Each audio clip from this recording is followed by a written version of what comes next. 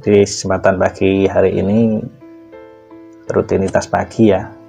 Biasanya orang itu kalau pagi hari itu tentunya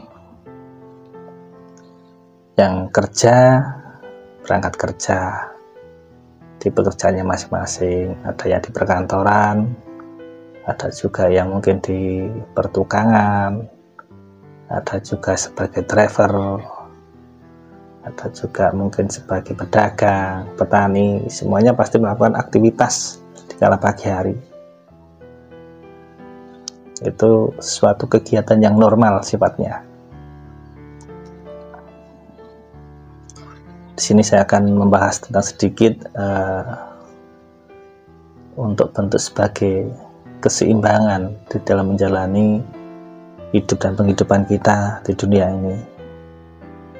Karena manusia itu hakikatnya memerlukan yang namanya sistem di dalam sebuah pekerjaannya.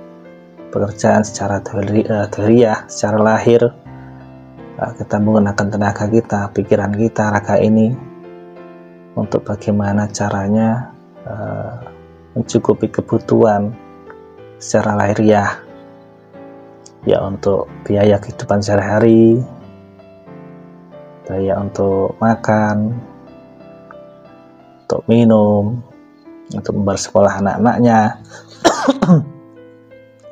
dan untuk kebutuhan sandang, pangan, papan, dan sebagainya. Cara dahiliah seperti itu ya. Dan kebanyakan tidak semuanya orang mulus-mulus saja di dalam melakukan sebuah upaya dohir dengan bekerja. Terkadang sudah semaksimal mungkin, tapi tidak sesuai dengan harapan,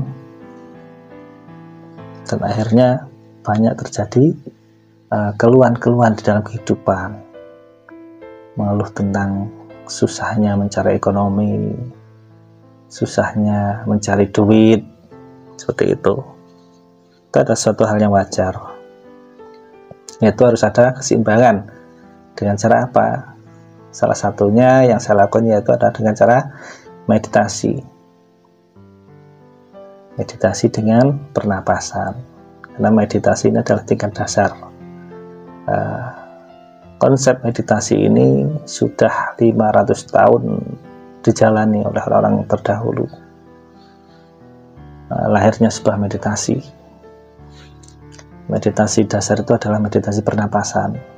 Ketika kita sedang mengeluh banyak permasalahan hidup yang mungkin sulit untuk dipecahkan, ya kita dengan meditasi sejenak kita kembalikan segala sesuatu urusan kepada Tuhan dengan menarik napas ketenangan, menarik napas ketentraman, dengan mengeluarkan napas ketidaknyamanan, membuang napas yang tadinya tidak tentram, mengubah energi negatif menjadi positif, seperti itu. Kalau kita sedang galau, tarik napas dengan kebahagiaan, buang napas galaunya. Kalau kita sedang menderita, tarik napas kebahagiaan, buang rasa penderitaannya. Kembalikan semuanya pada Tuhan. Karena segala sesuatu bentuk sifat manusia yang lahir di dalam pikiran dan rasa manusia itu adalah suatu proses pembelajaran bagi kita sendiri. Untuk apa? Untuk semakin mendekatkan diri kita kepada Tuhan dengan banyak belajar. Jadi kita harus yakin bahwa segala sesuatu itu ada imbangnya. Ada imbangannya. Yang sering saya katakan, di balik penderitaan itu pasti ada kebahagiaan. Di balik segala sesuatu keburukan itu akan ada kebaikan. Yang penting adalah kesemangat dalam menjalani hidup. Mungkin bagi yang sudah merasakan nyaman dalam hidupnya, merasakan berkecukupan, menjalani dalam setiap bentuk kehidupannya, mungkin akan terasa indah, senang, tidak bermasalah dalam hidupnya. Tapi juga waspada, karena yang namanya roda itu berputar. Jangan terlena dengan itu semua. Dan juga yang baru di bawah, jangan juga pesimis, harus tetap optimis. harus selalu membangkitkan daya spiritual kita untuk menuju ke yang lebih baik, karena hakikatnya proses hidup ini adalah proses belajar.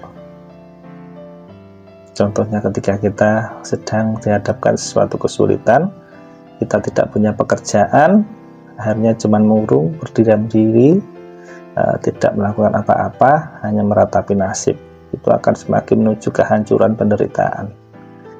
Nah, disitulah kesempatan kita untuk bermeditasi. Fungsinya apa? Meditasi adalah sebuah pembentukan energi yang menimbulkan kekuatan secara batin. Dengan kita mengambil napas ketenangan, dengan mengheningkan pikiran, mengheningkan rasa, mengembalikan seluruh daya kemampuan kita sebagai manusia, bahwa kita itu manusia yang lemah, manusia yang serba terbatasi, disambungkan kepada daya Tuhan yang tiada batas, sehingga energi itu akan masuk dalam diri kita.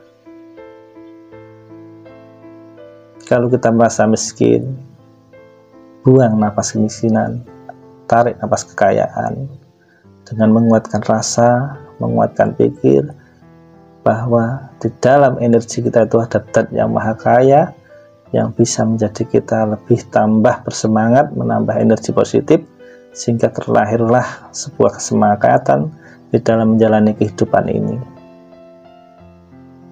Dan nanti setelah sering meditasi itu akan melahirkan sesuatu gagasan pemikiran di dalam pembentukan sikap, di dalam dohiriyah, karena diimbangi dengan batiniah, sehingga nanti akan gampang memperoleh sesuatu solusi di dalam menghadapi hidup dan penghidupan.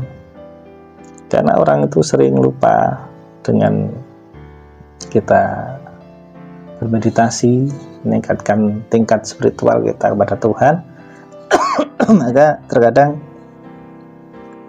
kita lalai, sehingga yang ada hanya keluh kesah. Seperti itu.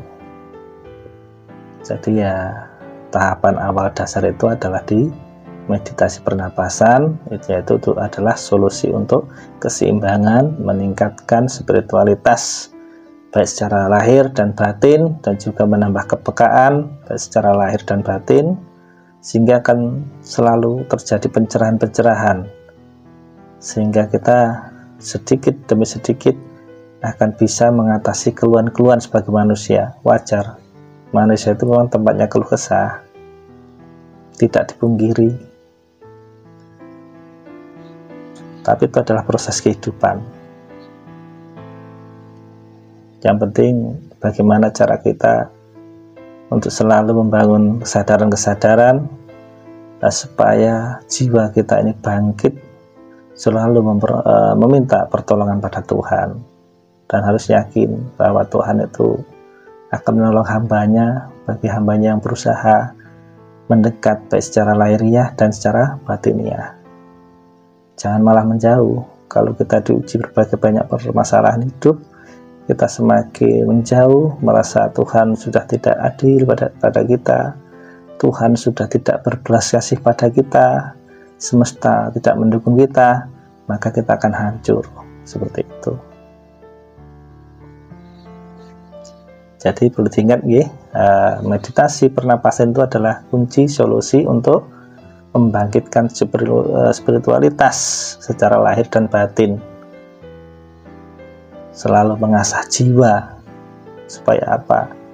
Supaya dalam menjalani hidup dan kehidupan ini selalu mendapatkan pencerahan, selalu mendapat pertolongan oleh Tuhan, sehingga kita semakin hari akan semakin banyak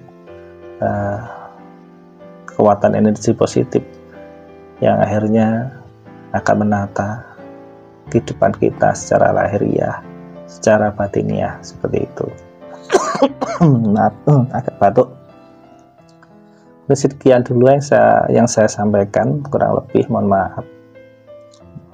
Saya yakin panjenengan semua lebih pintar daripada saya, lebih cerdas daripada saya. Karena apa? karena saya juga tahapan orang yang baru belajar. Kita sama-sama belajar, tidak mengurangi rasa hormat saya kepada panjenengan semua, kepada para pemirsa Kang Toko TV yang berbahagia. Kita saling mendoakan semoga sejahtera di dalam kehidupan kita, selalu mendapat pertolongan Tuhan dengan belas kasih-Nya, sehingga kita menjalani hidup dan kehidupan ini selalu mendapat restu dan ridho-Nya dari Allah Subhanahu wa Ta'ala. Jangan lupa solusi untuk menghadapi hidup lahir dan batin, salah satunya adalah dengan meditasi. Bahasa syaratnya adalah tafakur. Orang Jawa mengatakan patrap. Ada juga yang dinamakan semedi sama. Seperti itu. Nanti kalau kita sering meditasi, akan sehat lahir dan batin kita. Sekian dulu. Terima kasih. Sahabat Mati Rahayu. Assalamualaikum warahmatullahi wabarakatuh. Sampai Pak De. Awak dhewe isih dipikir para leluhur, dikene padha-padha ngawur, tetep obak nganggo budi pekerti luhur. Zamane zaman bingung, negarane dadi wong bingung. Para pemimpin wis golek untung, rakyat wis padha